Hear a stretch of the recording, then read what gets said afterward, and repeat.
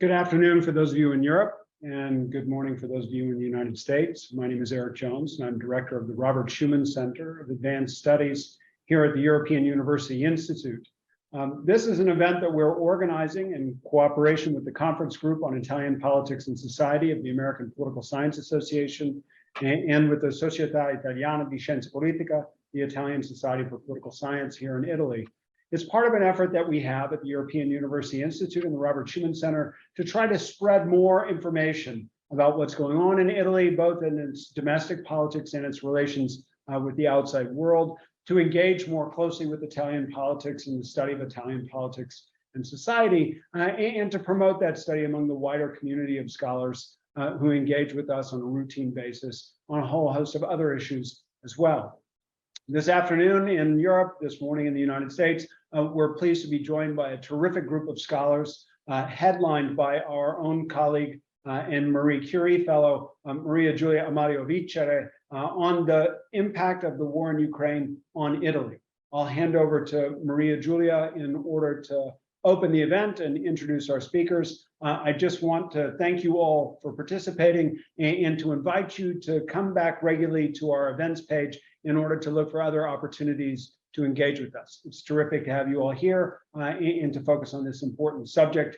Thanks to you in particular, Maria Giulia, for making this possible and for devoting so much time to bringing such an excellent team of scholars together. Maria Giulia, over to you.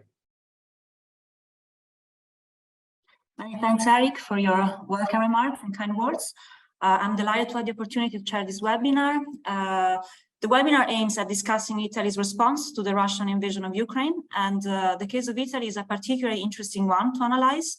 The outbreak of the Ukraine war seems to have been a game changer for Italian foreign policy, and in the past, as you might know, Italy has often sought to balance EU responses to Moscow destabilization of Ukraine, including through the annexation of Crimea, with its national interest towards Russia.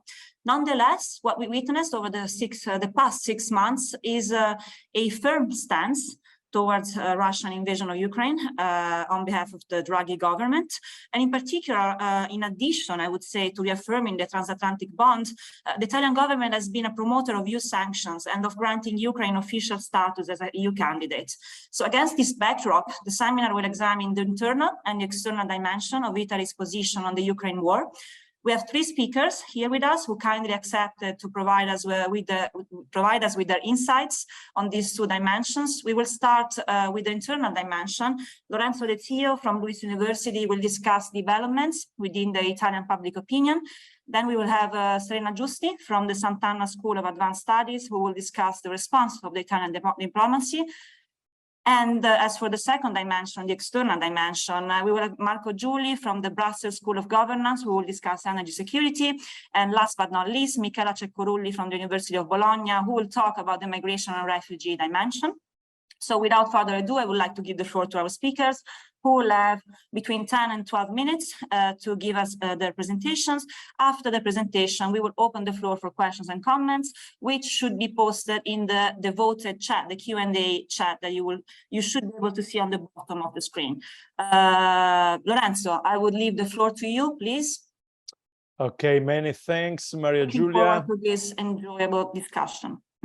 Many thanks, Maria Giulia. Many thanks, Eric, for inviting. Many thanks for the other panelists, the other co-panelists, which will help me fill a gap. My gap is that I'm not a specialist in foreign policy. I'm not a specialist in international relations, but my contributions here is as the director of the Italian Center for Electoral Studies, that is to say, to investigate the public opinion dimension.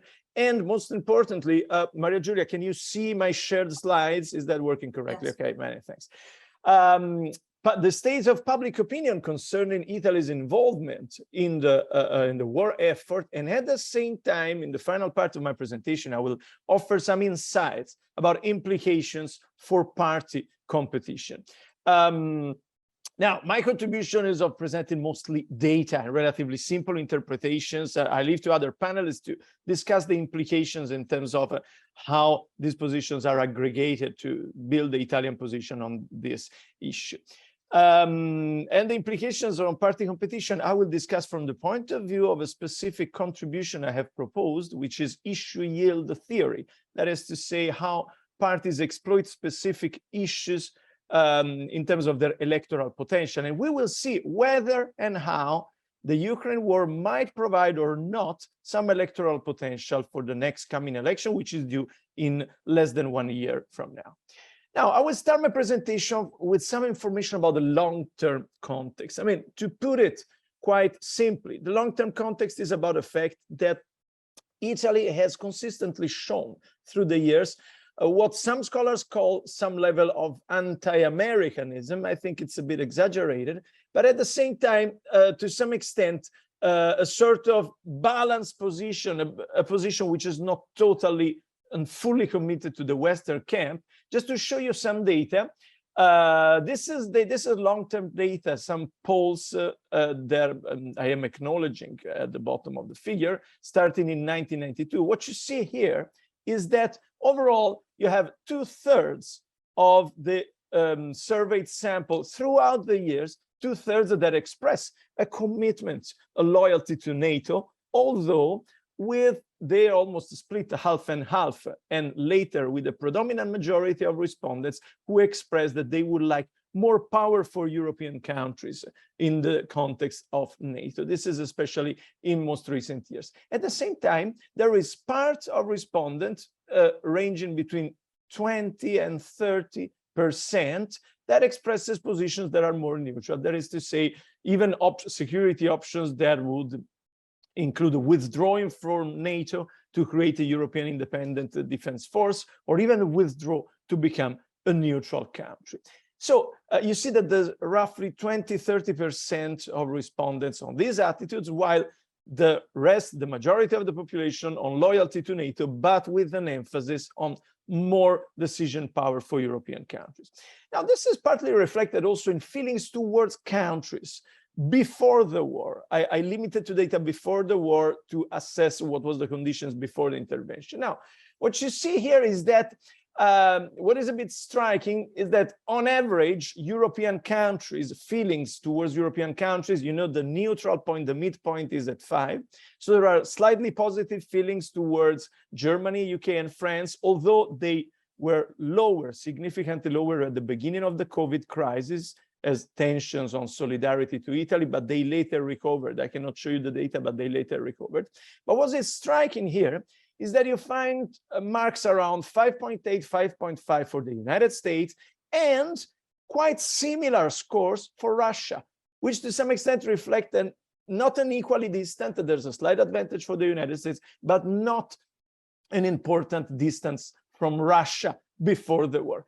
This is not surprising because let's remind here, it's not only about some equidistance in the past, I will tell you about some origin for this, but also for some elite queuing. You will remember, for example, that Italian foreign prime minister, Silvio Berlusconi, very frequently sported his friendship with Vladimir Putin and advertised a special relationship with Russia. So it should not be surprising that there was the idea, it was widespread among citizens, there were good relationships on both sides to some extent.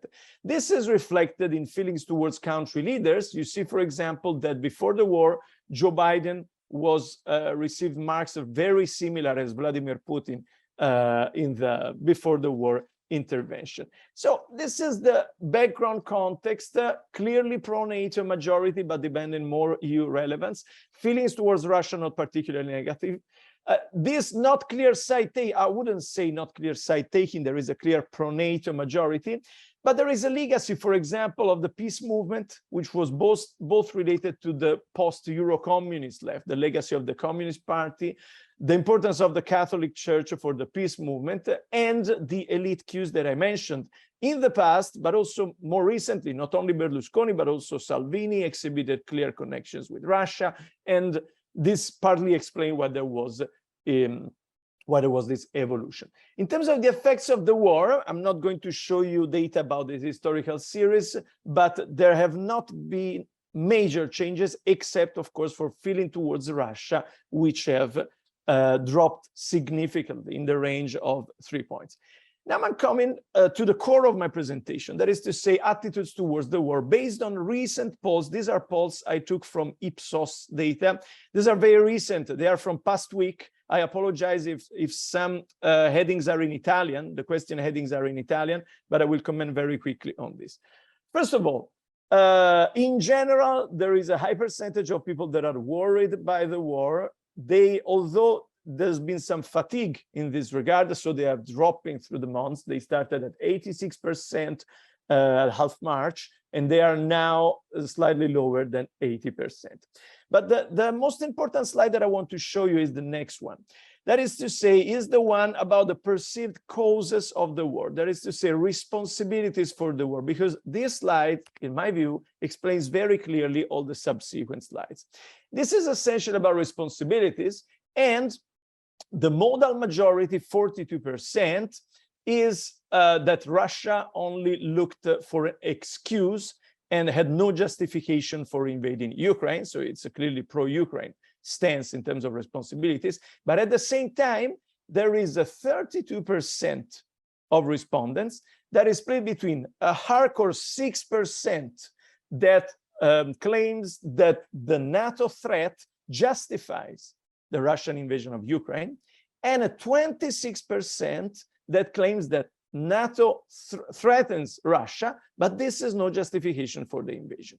I think this provides an accurate picture of the common sense in Italian public opinion. That is to say, there is a large camp that is totally against Russia, but at the same time, there is a quite sizable camp that, with a strong minority even justifying the Russian invasion, but there is a sizable segment complaining that, in a way, NATO had responsibilities for the outbreak of the war. And this, in my view, clearly explains the next slide. This is a key slide, because the question here is on what side do you take on the conflict? And with the blue camp, it's the share of people standing with Ukraine, the red camp standing with Russia, and the gray camp claiming on neither side. What you see here is that it started at 57 pro-Ukraine, 38 neutral, and 5 pro-Russia, and there's been a decrease in support for the pure pro-Ukraine camp throughout the months. Now, in the beginning of July, we have 46 to 46. That is to say, there's the same share of people that take a neutral stance, the same number as with Russia. So that if you count together the positions that are in opposition to the Italian government, that is to say, neither or Russia, it's now 54% of the surveyed population. So that only a minority is actively supporting the government. And a similar outcome we find for sanctions. The official position on sanctions, which, interesting enough, this is a divergence also with Parliament, because in Parliament, these sanctions have been approved by a large majority of political parties. This is not mirrored in public opinion, because only 44% now actively supports sanctions, while we have a total of, we have 36 that oppose sanctions. Of course, in the question, it's also mentioned that sanctions might imply an increase in the price of food and energy. And we have a 20% of people that are neutral, that they claim they don't know what to do about sanctions. Then, about the perception of Italy and European Union interest and appropriate action to take, and here we find an almost perfect split. That is to say, we have a 30% of people that don't know what should be done about the crisis, but we have an exact 35% that support ceasing hostilities as soon as possible, even with territorial losses for Ukraine, and the same figure, 35%, that instead support heavily weakening Russia, even if this makes the conflict longer. And also, this is especially sensitive as regards sending weapons to Ukraine, because here we find a quite strong imbalance that is against sending weapons, because we find a total of 48% people that would like to interrupt sending weapons, although they are divided in between keeping sanctions or raising sanctions. And finally, there's only 16% that claim continuing sending weapons to Ukraine, and 7% advocating a direct intervention by NATO in the conflict. So what are my first comments are that, on the one hand, we have, this is not so hard to explain in my view, in light of the previous data that I have shown about continuity with the past. That is to say, never an overwhelming US-NATO commitment, and the idea that even within NATO, the idea of stronger decision power for Europe. But what is most important for me is that there is a continuing divergence between the positions that are advocated by the elite and also in the media. If you don't follow the Italian media, but the Italian media are quite overwhelmingly pro-Ukraine, and this shows a divergence with public opinion. This is not the first time. Something similar happened on different topics in 2018, and this led to what many analysts called an electoral surprise. That is to say, the media did not expect the strong success of the Five-Star Movement and the League, but analysts of public opinion would expect such change. So this is something that might perhaps repeat in the future.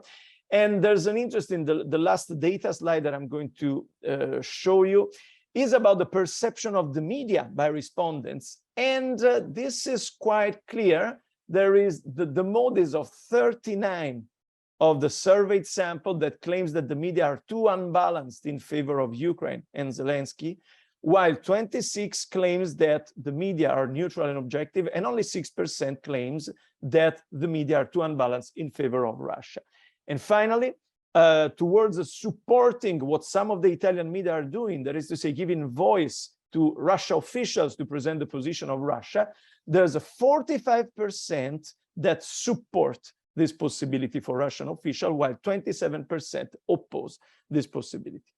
Finally, I will spend my last 30 seconds, which I don't have, because I remember I'm already later than 12 minutes, but on the impact of party competition, very simply, the issue yield index is a summary measure that expresses to what extent some issue is an electorally productive measure for a party, while I will skip to the later slides. When, for example, there is widespread agreement within a party on such issue, but at the same time, this is a topic that is also widely shared in a more general public. Just to show you an example, an issue such as limiting the number of refugees is a high yield issue for the League because it brings extreme internal cohesion. 96% agrees with this measure, but at the same time is widely shared in the general public, 80%. So this is what we call the high yield issue, and it's got an issue yield index that is very close to 1.95. Now the question is, are issues related to Ukraine providing some high yield for some parties? The short answer is essentially no.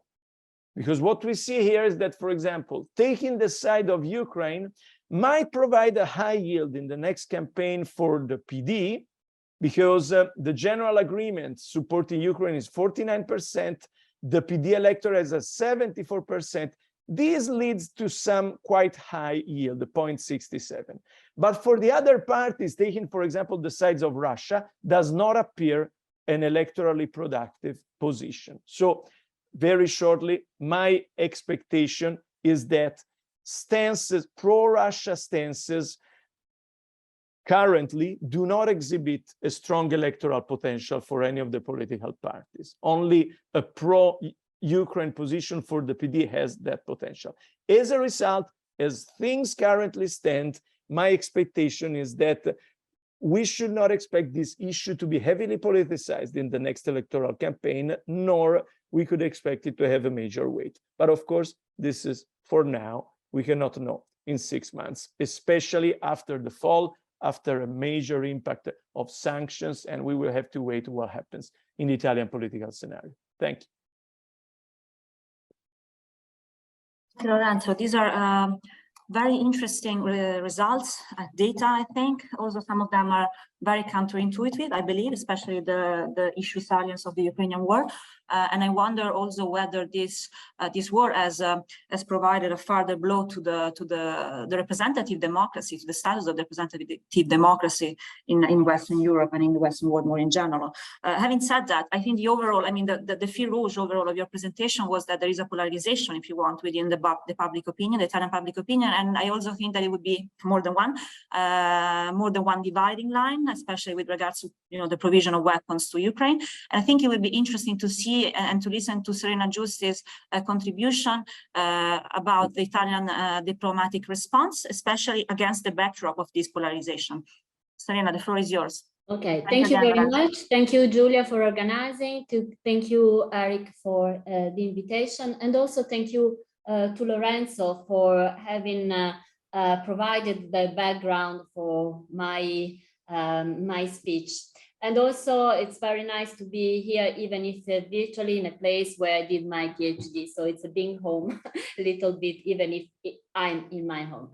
Anyway, first of all, for understanding the Italian position vis-a-vis the war in Ukraine, it's worth to mention the fact that Italy has always had good relation with Russia.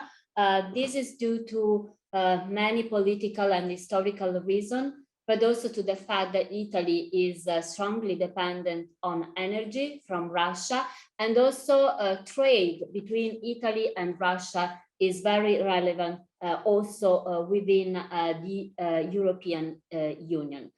So in comparison to other member states, Italy and Germany are the best trade partner, or used to be the best trade partner of Russia. The other thing that we have to stress is that this position, this good relation, have always been shared by the government and the opposition. So these good relations are to be considered a sort of bipartisan, in the sense that, for instance, the best and the most strategic agreement reached by Italy and Russia were done under the Romano Prodi guide of Italy, when Romano Prodi was prime minister. So it's true that, as Lorenzo was already mentioning, that Silvio Berlusconi had a special and personal relationship with Russia.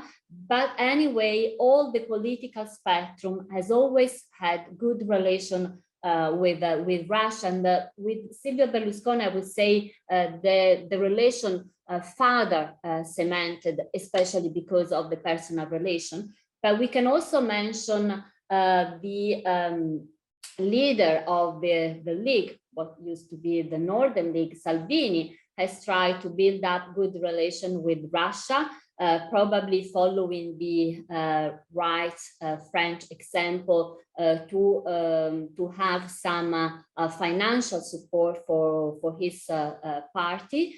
And also Movement 5 Star has never criticized Russia, but on the contrary, they have, along together with Salvini, praised especially the personality of Vladimir Putin, that was considered quite charismatic.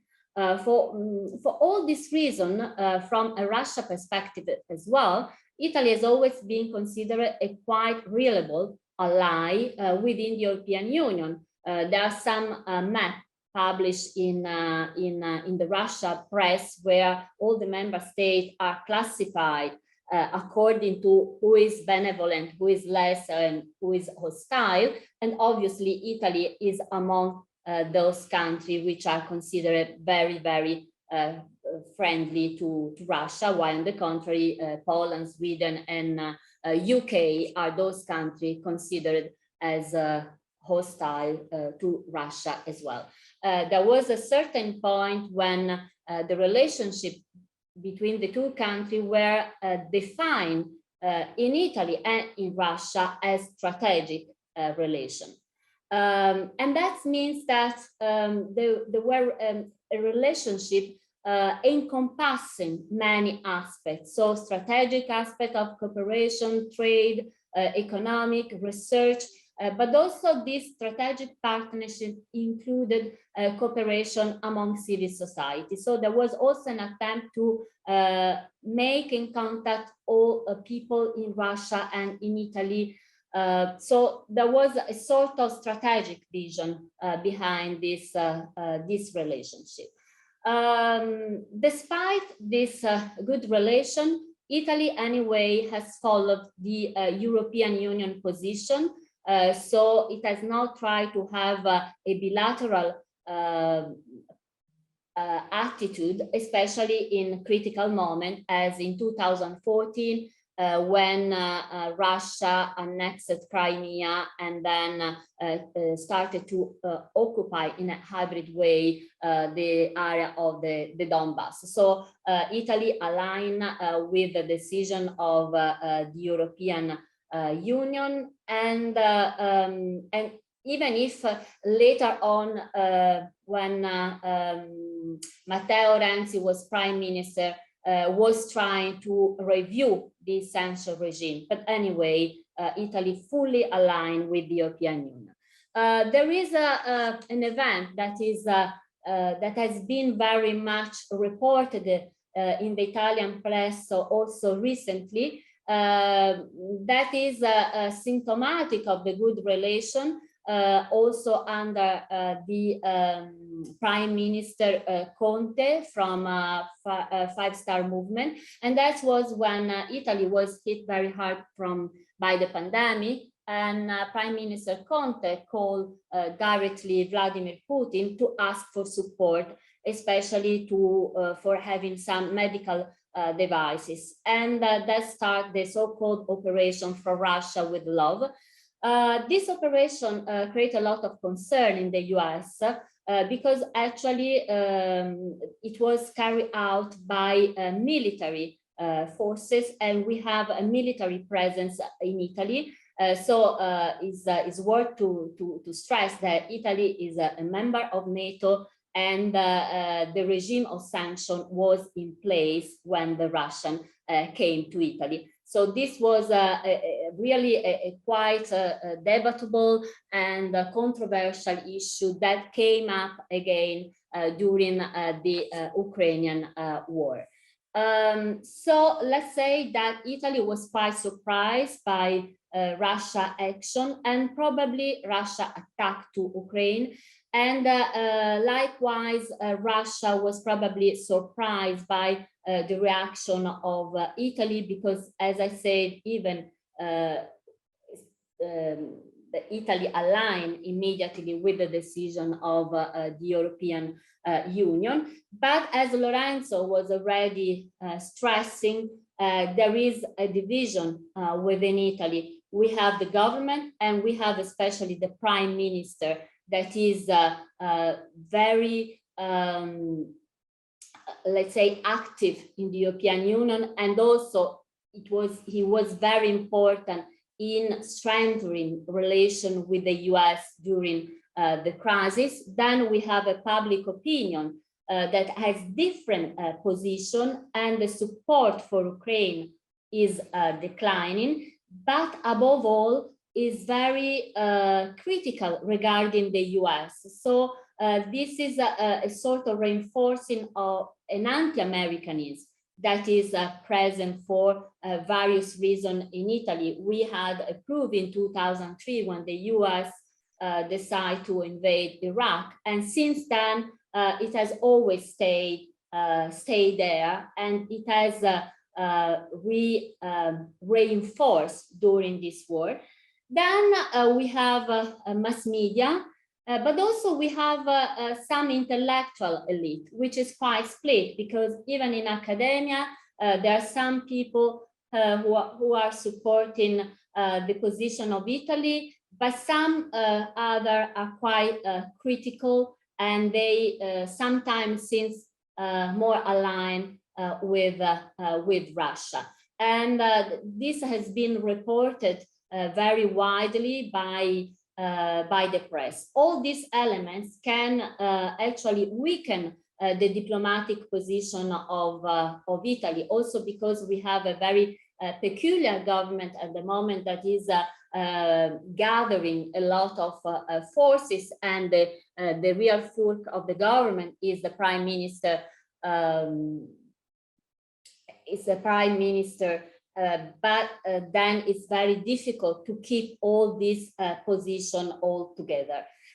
This is probably the reason why at a certain point Italy also presented the so-called plan of peace for Ukraine that was built in 4 points. But this plan, it has been seen as a more dedicate to the internal public opinion rather than being something that could be used in the outside, rather than being a pragmatic plan that could be proposed to Ukraine as well. So it's more for internal, for the internal public, and this is really show the difficulty for the government to keep together an external position along with the internal position. In that respect, as I have already stressed, but it's very important to do it again, it's very difficult to have a compact, a strong position for Italy. As you said, Maria Giulia, it has been very important, the all support that Italy has shown at the level of government for Ukraine. Zelensky was invited to speak in the Italian parliament virtually, of course, and Italy has been very much supportive in the application of Ukraine to the European Union. So to conclude, this current government and especially the Prime Minister are very in favor to support Ukraine in accordance with the European Union and with the US, but it has to face a difficult domestic situation due to an increasing opposition of the public opinion, or at least a critical attitude of the public opinion. And we have to keep in mind that we will have soon election and things can change very, very quickly. Thank you for your attention. Many thanks, Serena. Many thanks. Thank you for providing us with an overview of the Italian diplomatic response. I fully agree with you, and I think that the visit of Draghi together with Macron and Scholz in June to Kiev really reflects this new stance, firm stance of Italy, and the fact that Italy is at the forefront of also of the European response to the Ukrainian war, especially given that in the past it was only France and Germany being part of the Normandy format back then. So indeed, a change in the Italian foreign policy, which might change rather quickly after the general election. So lots of food for thought and lots of things to look at in the future. Now, speaking of the Italian strategic interest, I would like to give the floor now to Marco Giuli, who will discuss the energy dimension. Marco, please, the floor is yours. Thank you. Thank you, Maria Giulia. Many thanks for the invite. So first, very few words about the context we are in before digging to Italy's case, and then provide some comments about that.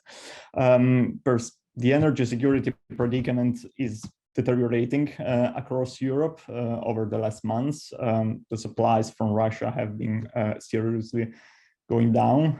5 countries were cut off, while since June, a sharp reduction in flows through Nord Stream was recorded, with effects especially on Germany and France, and partly also on Italy. And such reduction implies risks for the pace of replenishing storage ahead of the next winter, and alternatives are in most cases maxed out, as we are in a context of tight global markets actually since last year.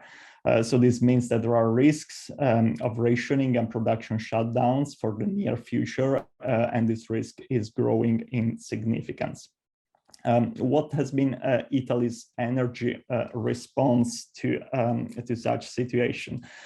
First, a general approach. Italy's limited capability to switch quickly to other sources that are not gas forces it to focus on in the short to medium term on solution within the perimeter of the gas system. And this means first to maintain a gradual approach to phasing out Russian gas.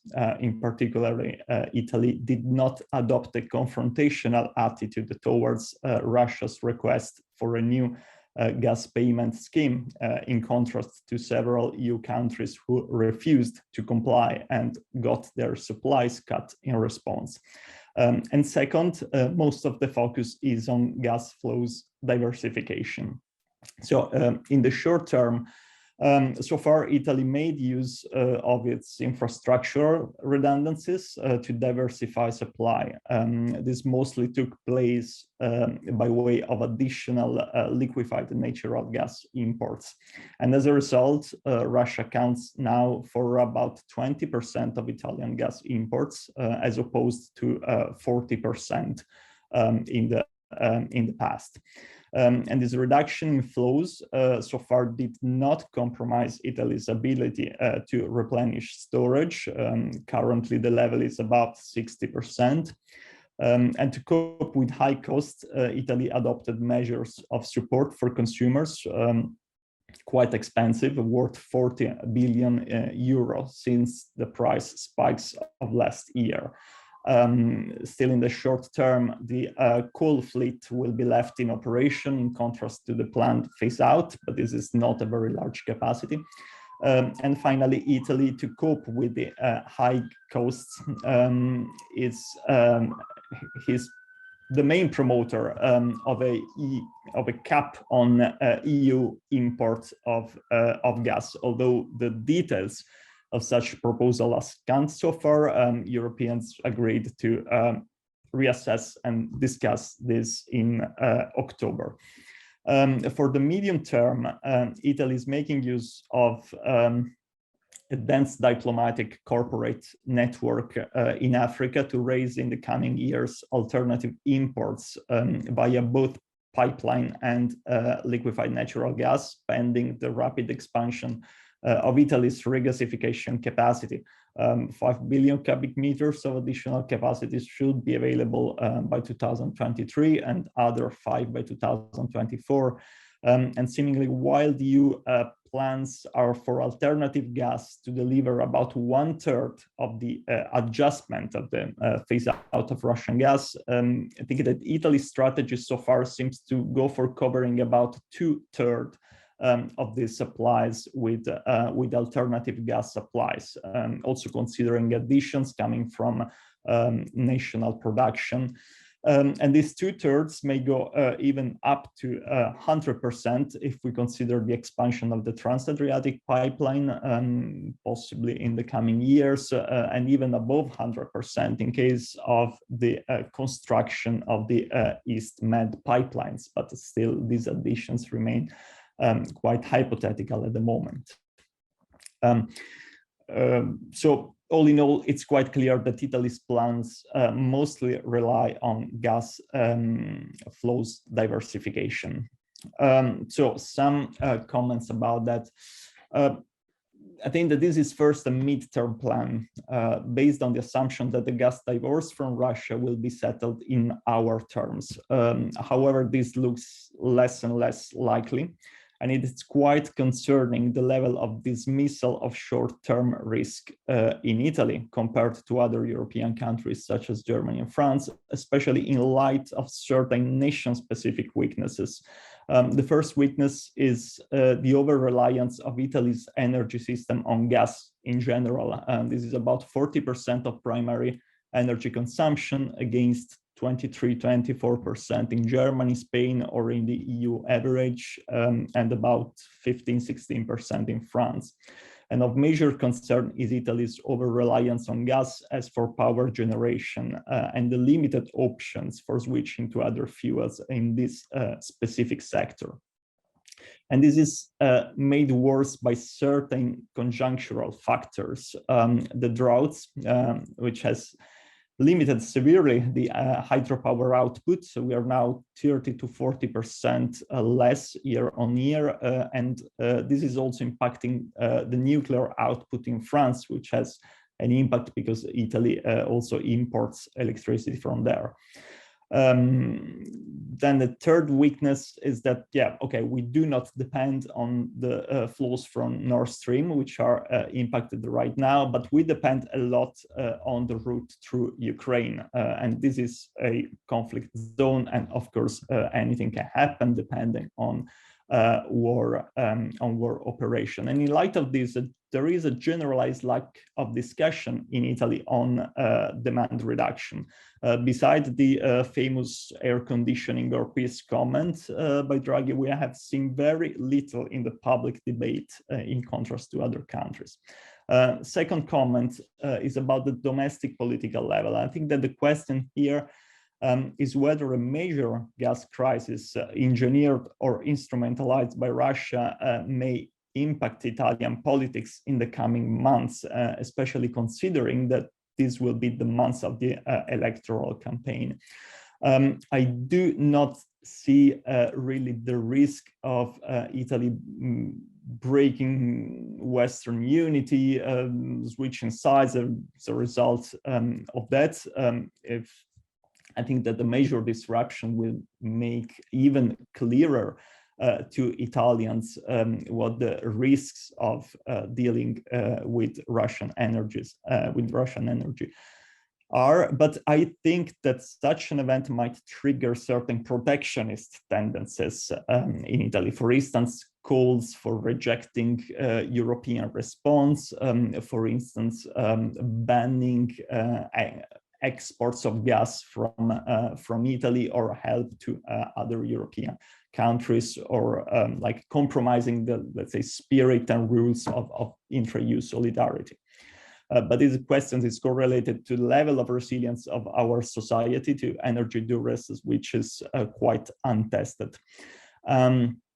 Coming, and I conclude with this last point, to the international dimension, the insistence on alternative producers comes with some economic, geopolitical, and climate costs, which are not very much discussed.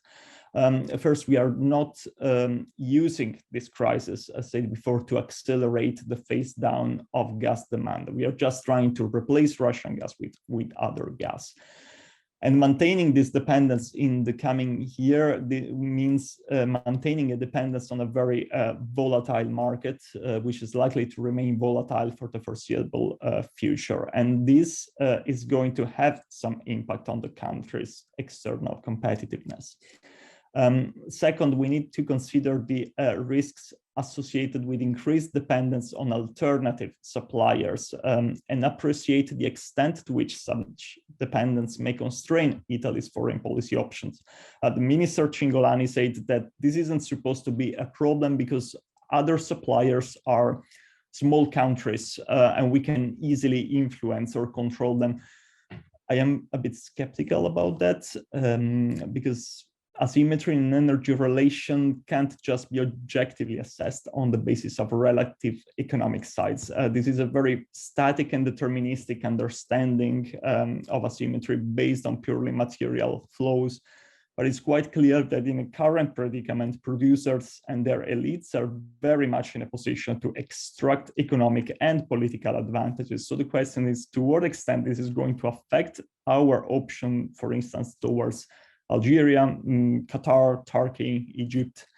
And finally, some effect on climate commitments. These are quite ambiguous, and it's often mentioned that a new wave of gas investment risks triggering carbon lock-ins. One should probably differentiate between, for instance, floating storage and regasification unit, which can be leased for a certain time and then be given away when they're not needed anymore. And on the other hand, new mega pipelines, for instance, such as EastMed, which should lock in supply for a very long time. But in general, all this needs evaluation in light of plans for demand reduction and their supposed acceleration in light of the present crisis. So I conclude here. I'm happy to engage with discussion afterwards. Thanks. Many thanks, Marco. That was really, really interesting, especially with regard to the so-called hidden costs of this diversification. And I think that probably in the coming months, it will be interesting also to see whether the Italian proposal for a cap in the gas prices will be passed at the EU level. Having said that, I will now would like to give the floor to Michela Ceccorulli for a discussion about the refugee dimension, migration and refugee dimension. Italy has been, even before the war, one of the countries with more Ukrainians, hosting more Ukrainians. So it would be interesting to see how it has adapted and how this has also played out within the EU level or international level. Michela, the floor is yours. Thank you. Thank you, Marco, again. Thank you. Thank you very much for the invitation. Thank you to the colleagues for their previous presentation. So indeed, migration is one of those issues which runs between the domestic and the external landscape. So it is always very interesting to assess. So starting from the very beginning of the outbreak of the war, there has been a major concern about migration. So both the Commissioner for Migration Affairs and the UNHCR were affirming that perhaps there would be kind of 5 million refugees into the European context, which were really alarming terms. But most importantly, there were some countries that were referred to as important recipients, potentially, of incoming inflows. And that would be, of course, Poland, Hungary, Germany, but also Italy and France. And Italy, exactly because of the reasons that you, Maria Giulia, were mentioning. So Italy hosts the biggest diaspora of Western Europe. So it is very big. And at a certain point, there was this association, which is the Italy-Ukraine Association, that was forecasting the numbers of potential inflows towards Italy up to 1 million. So it was a very big number. Italy was expecting this inflow. So right from the very beginning, they were saying that we are ready, and they were taking into account the diaspora internally also to make it part of the process of integration that would have eventually been put in place for the longer term. With respect to the previous refugee crisis that we have seen, such as the 2015 refugee crisis or the Afghan situation in 2021 or the Belarus situation, there was this very bipolar unanimity in the Italian landscape, political landscape, which was quite surprising. So from the right to the left, all of the parties agreed that reception was fundamental, because these were persons which were escaping a war, a real war. And in fact, we were seeing women and children which were escaping and not males, such as was the case in the Mediterranean. So that was indeed one of those situations where we were confronted with refugees and reception was not to be put in question. So there was kind of coordination between Italy and the European Union, of course, the other European states. First of all, Ukraine was considered to be a country at risk, and that would have guaranteed that persons that were fleeing out of the country would be given the protection that were deserving. So Italy was already preparing and was putting on the table some of the measures that could be undertaken in order to smooth the arrivals of persons. So among these measures were, for example, the facilitation of the bureaucratic provisions for the release of residence permits for family unification, given the fact that we had this big diaspora internally. And also there was the declaration of a state of emergency, which was until the end of December 2022. And that would have allowed the civil protection to be in charge of the governance of the situation, to release immediate executive provisions, but also to enlarge the system of reception that we have internally, which is composed by the CAS, which is these centers of exceptional reception, and the SAI, which is the system of reception and integration. A much more widespread reception system. So to a certain extent, we had already some potential measures to activate because of our previous crisis. But one of the fundamental points that was made clear was that arrival should be coped with together, so in collaboration with the ministries, foreign affairs, fair opportunities, work, labor, education, but also with the third sector, so association, the churches, the organizations, and also the public scenarios. So the families and also Ukrainians that were present in Italian territory. And it is very important to point out that most of the reception that occurred within Italian territory has in fact been given by Ukrainians and by privates. So this is a fact that has never stressed our reception system, and that has left our reception system open and free to operate in the case of other arrivals that are meanwhile rising, particularly in the Mediterranean, and I come to that later.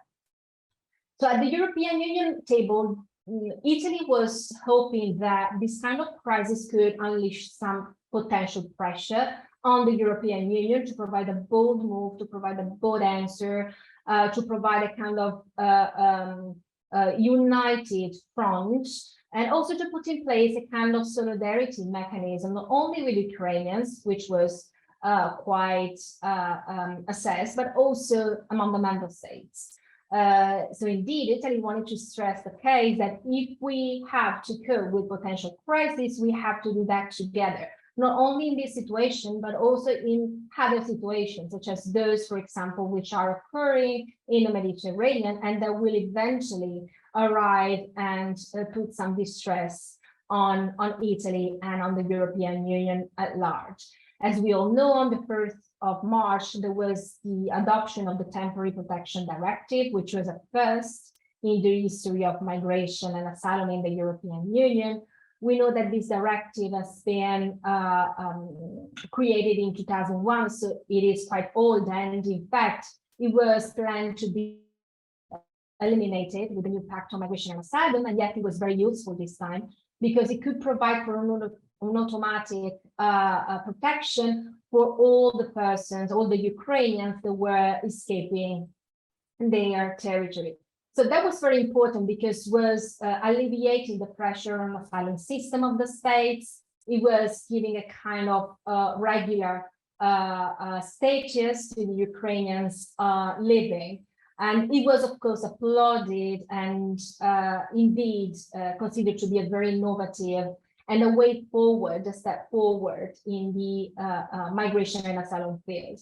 However, we all know that there have been lots of very huge struggles within the European Union in order to approve this directive, the implementation of this directive. There were some states that were very skeptical. That was the case of Poland and Hungary, which were scared that perhaps they could introduce the possibility of a permanent system for redistribution of asylum seekers, also to be applied in the case of the Mediterranean arrivals, or that this kind of temporary protection could be given also to non-Ukrainians, which were present in Ukraine. At the very end, the French presidency made it and in fact created a kind of a tripartite way of governance of these flows, basically leaving out of the temporary protection those persons with a not a long-term resident permit in Ukraine and all the asylum seekers, so the vulnerable persons. So how has Italy, after the Temporary Protection Directive, coped with this specific situation? We know that flows have been quite steep in the very beginning of the crisis. There have been 7,000 arrivals in a week, so quite sustained numbers. There was a point at mid-March that they arrived at 3,000 arrivals per day. But then there was a lower and lower rate of arrivals until May, when we observed a kind of returning back phenomenon. So out of the millions and millions of thousands of persons that were expected in the country, we can observe much narrow numbers. So which were the main concerns of Italy? There was this kind of solidarity which was very widespread. We have observed it all over Europe, and it was the same in Italy. So there was this kind of disposability by the families, by the churches. However, it was very important to keep everything in order and to organize this very fragmented situation. Why? Because of a lot of challenges that were simmering. First of all, the pandemic. We all know that Ukrainians have a very low rate of vaccination. and not only COVID vaccination, but also pediatric vaccination. So that could cause an important problem. Flows were mostly composed of vulnerable persons. So it was very important to track every person that was entering, particularly minors and unaccompanied minors. So the priority was to create a kind of a structure that could be functional, but that could be still under check and under control. So eventually the civil protection organized in cooperation, of course, with the government, this kind of threefold channel of reception. One is the traditional one that we have already mentioned, the cast and sign reception system. And then there was a third sector, so organization and churches, which for the first time entered the reception system of the Italian government. And finally, the privates, which offer their own accommodation to Ukrainians. There was also financial backing for this kind of structure that was created. Even though this financial backing was very late, it came late by Italy, and eventually it would be covered by the cohesion fund provided by the European Commission. But still, at the very beginning, it was mainly the associations and the families themselves that were paying for these services. And that was considered to be a kind of problematic, because this could have somehow diminished the solidarity that was shown at the very beginning. Also in a period where, as it was mentioned before, prices were hiking, inflation was running up, and so on and so forth. Eventually, persons were organized along this threefold channel. They could be registered. They would obtain a fiscal code with whom they could access the sanitary system. They could go to school. They could work. And so this was the kind of reception that Italy has offered. And just to mention some takeaway points that I think are very important to underline in the case of Italy, I can say that Italy was somehow prepared to this kind of flow because of its traditional record of receiving migrants, even though we are always living exceptional times and emergency, because this is very peculiar of the Italian coping with the situation, but still we had this kind of widespread connection of organizations which was working properly at that time. The main problem perhaps was with bureaucracy and delayed funding that was creating some tensions with the civil sector. The important point is that the directive and therefore the protection system that has been activated in the European Union has been seen by Italy as a way to overcome Dublin for good. So we really saw in that kind of decision a first step to go over Dublin, to create a kind of solidarity at the European Union level, which could be structural and not only limited to this specific crisis. And that was ever more emphasized given the rising inflows towards Italy from the Mediterranean that at the same time were registered in Italy. And finally, a point that I think it's very relevant, migration has started to be a very relevant topic, seemingly to energy that was presented before for Italy, especially in the last days. And this is so because of the compounded array of challenges that we are witnessing. They are all connected somehow, and they are providing us with a broader picture of what the invasion of Ukraine has meant in the long term. So we are seeing, for example, an increase in inflows from Turkey to Italy. And this is an inflow composed by Afghans, for example. Afghans are running a very bad situation in the country and in Turkey. And this has impacted Italy very hardly, in particular in the coast of Calabria, which is a new corridor. A second situation is the potential role that Russia can play in Africa, and which is somehow related to the strategy that Putin has been using with respect to migration. So putting pressure on the European Union, and in this case on Libya.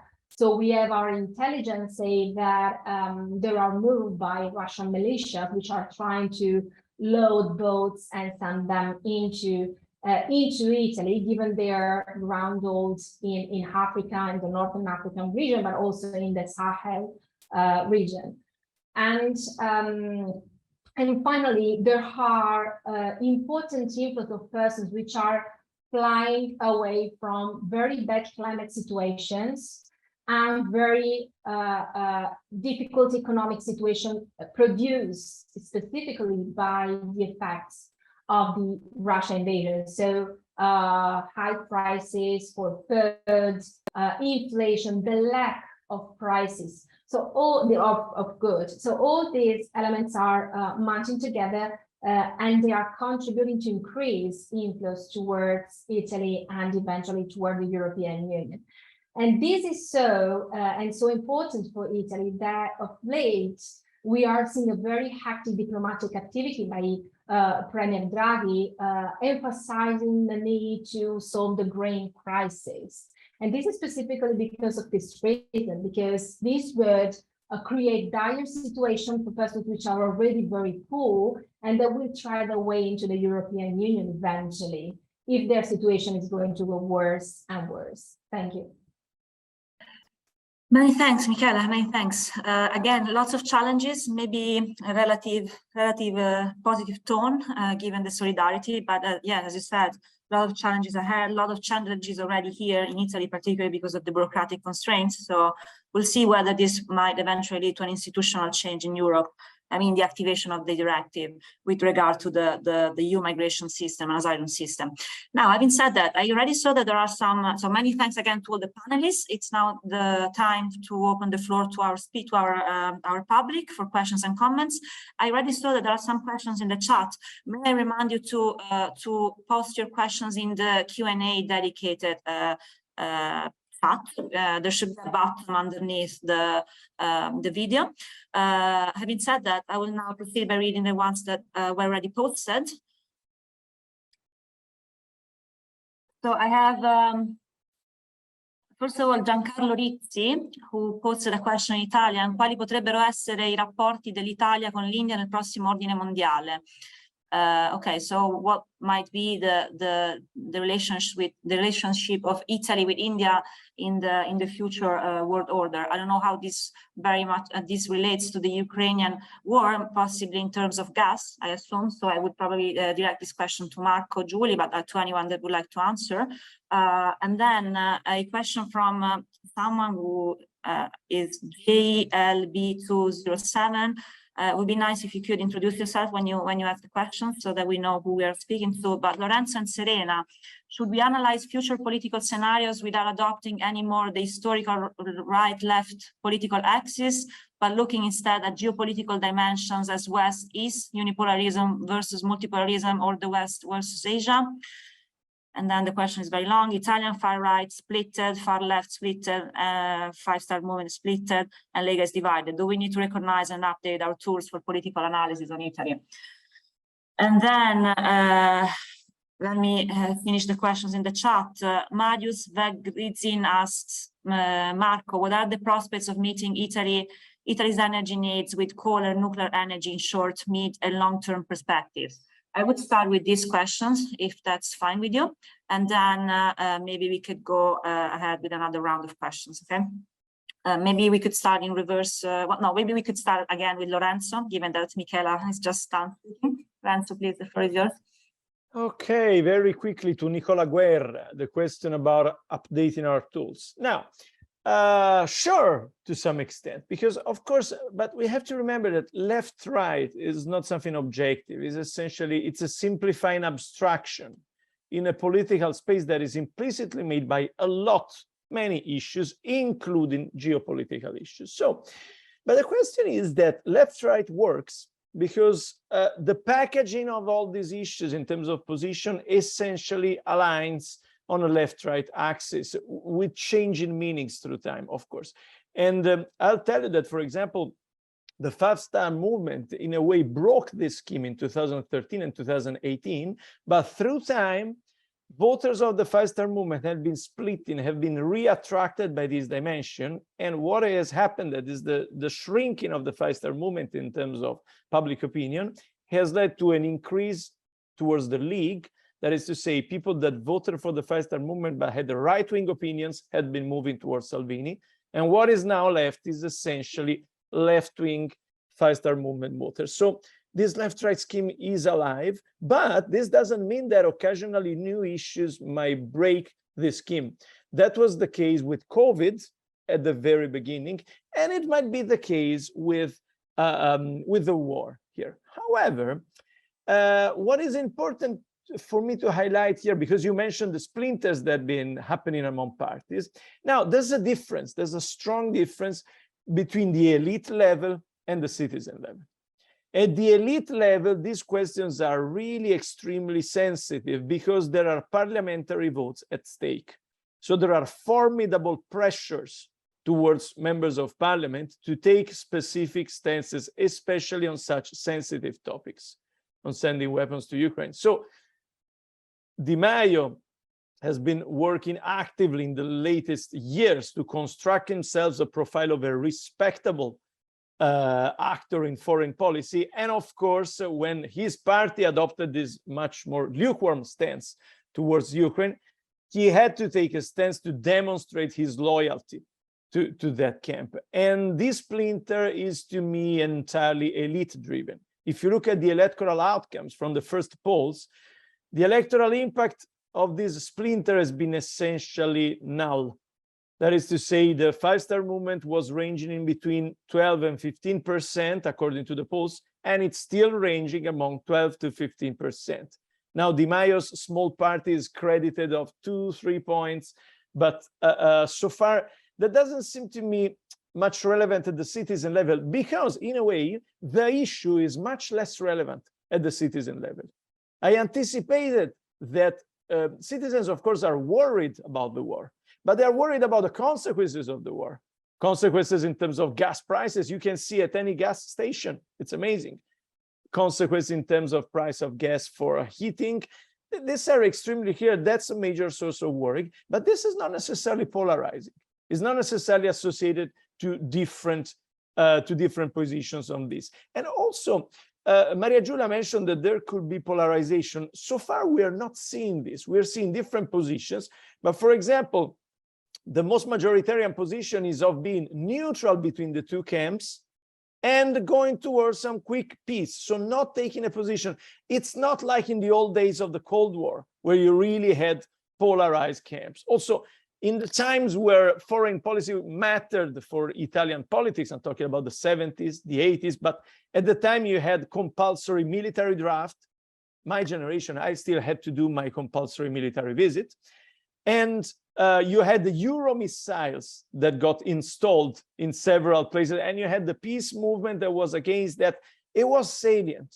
Nowadays, I would say it is not extremely salient. I don't expect it to become strongly polarized and mobilized by political leaders. So I would say that these issues are, of course, relevant, but I don't think so far they are there to replace our current tools. Thank you, Lorenzo. Many thanks. Serena, I also have a question that was posted in the meantime in the chat. What could be, what can we expect for the future in terms of relations between Italy and Russia after the war ends? Maybe this could be something for you.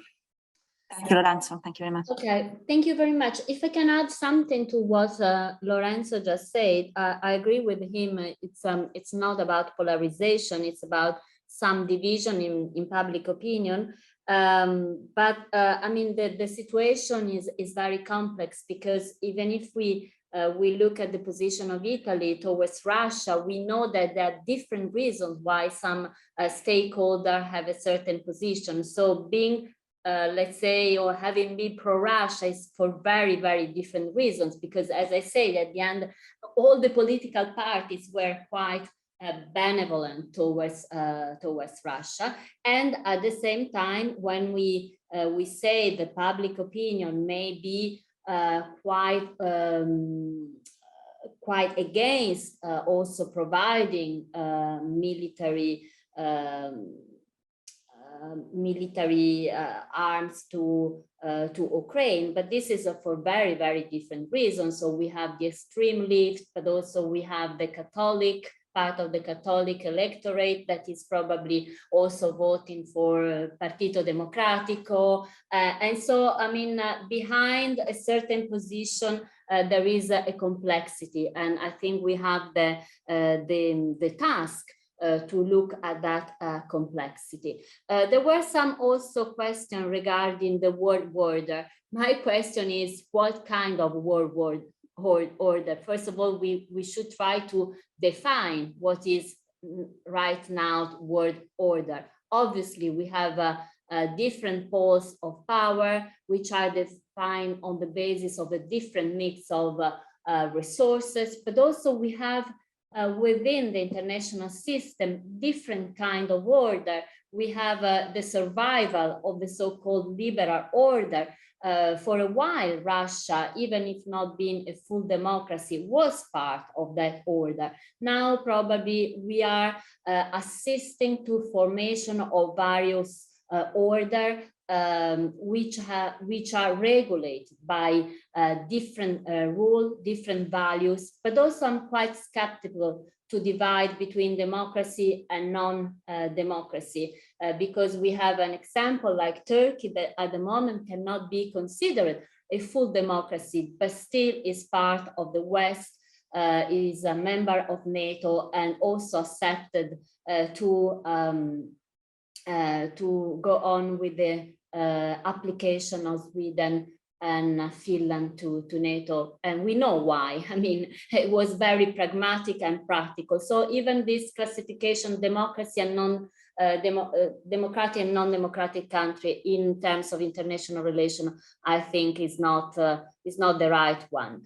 And then what the future of relation between Italy and Russia, obviously it's very difficult because we don't know what will happen in Russia, but certainly let's put that in Russia there might be a change and things may improve. It will be very difficult to have the same standard of relation, because in the meantime, as Marco was saying, we have reviewed our energy policy, so we will be less dependent on energy from Russia.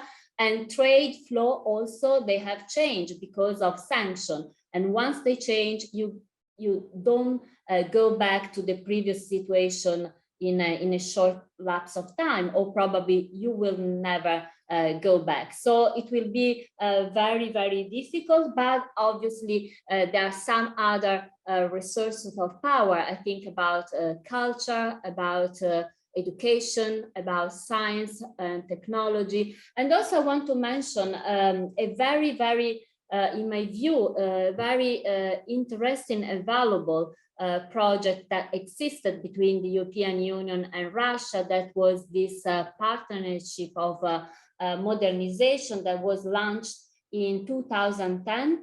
And it has been unexploited by the two sides, but was very interesting as a framework of cooperation because it was involving actually different stakeholders within the European Union and Russia, where the European institutions were just facilitating a dialogue between, for instance, association of lawyers, association of industrialists, and it was very much based on sharing best practice in different policies. So I think we have the instrument, if we want to rebuild this relationship, but of course it will be difficult because in the meantime, things have changed. And of course, we have also to rebuild the trust in the leadership of the country, not in the people, but certainly in the leadership of the country. Because in a way, if I look on the side of Italy, there is a sense of betrayal by Russia,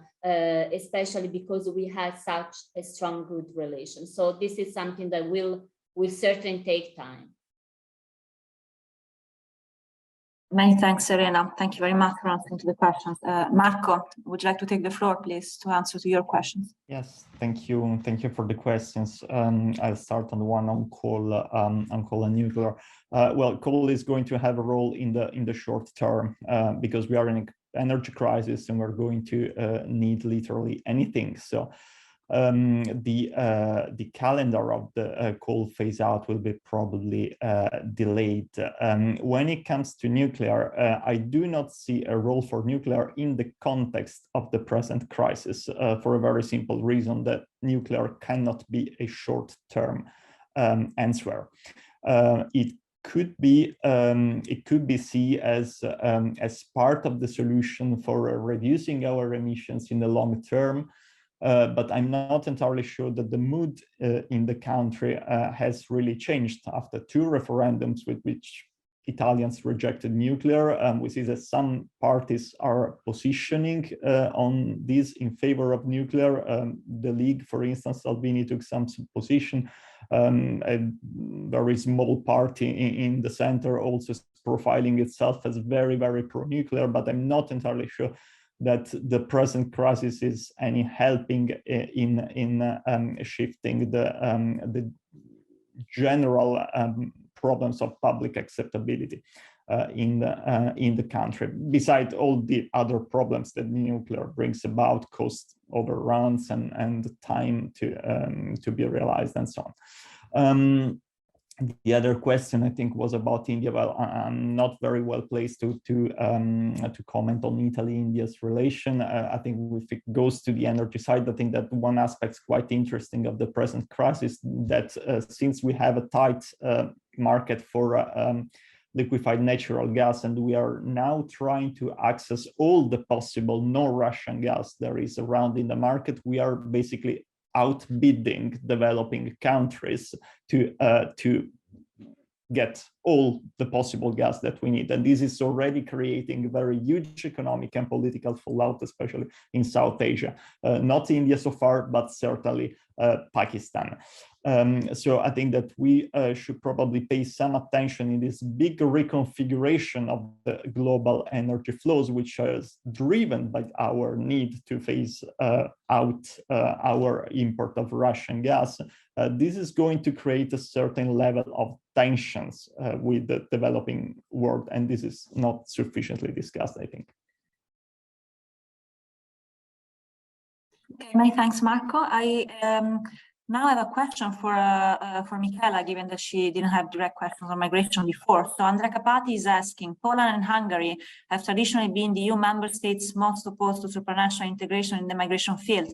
As the Ukrainian crisis now creates a major border for them in migratory terms, how likely is that this leads to a normalization of migration policy at EU level, not only with respect to the Ukrainian citizens, but all around? And should the Italian government push for such a resolution?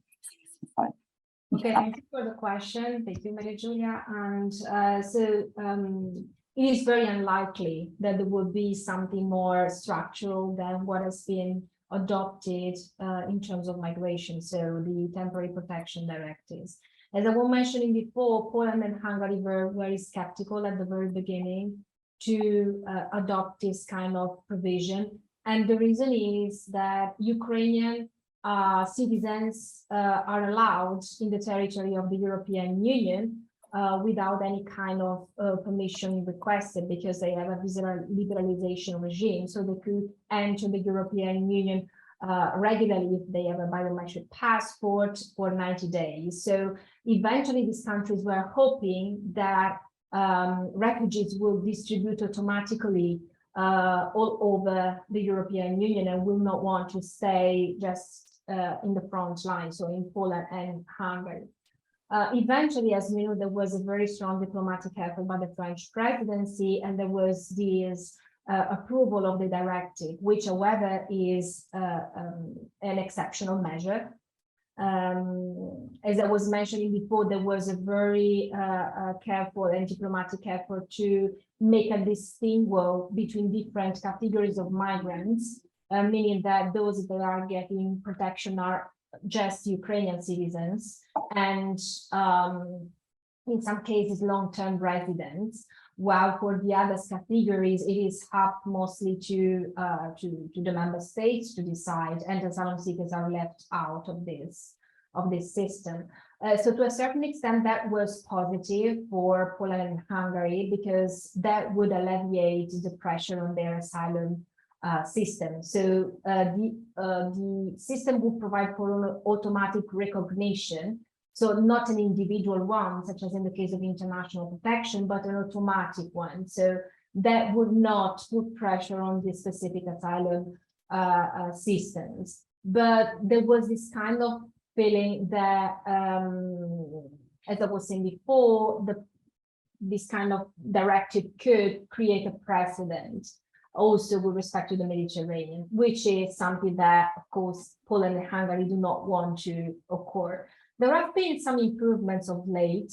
There has been the approval of the platform on solidarity, out of the pressure by Mediterranean countries, so France, Italy, Greece, Spain, and Malta, if I'm not wrong.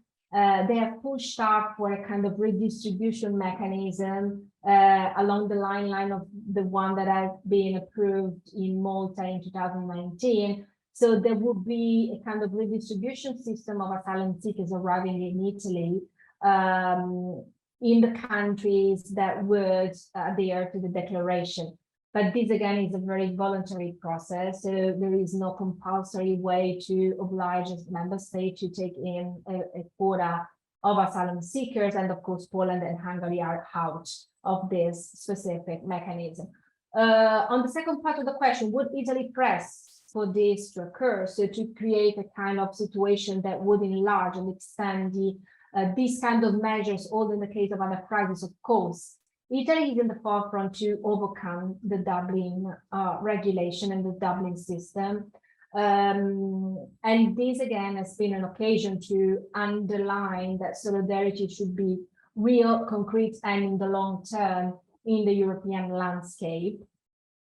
But there are no rosy provisions on this to occur and on the European Union to agree on such kind of instruments. As we have seen from the very few documents that we have on the Pact of Migration and Asylum, there has been not a big reform of the Dublin structure thus far, and we have no reason to hope that something would change in the next future. Moreover, Poland and Hungary, and I'm closing here, are hosting a very big portion of migrants of refugees within their territories, in particular with respect to Poland.